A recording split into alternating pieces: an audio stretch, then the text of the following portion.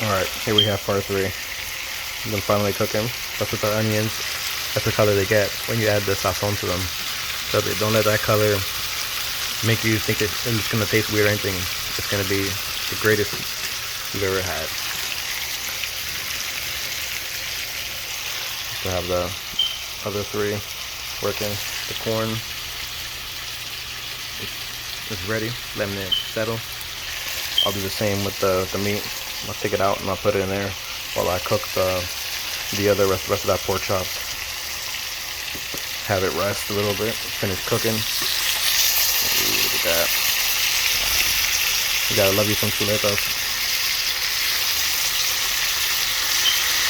About to, but I like a little crispy on it.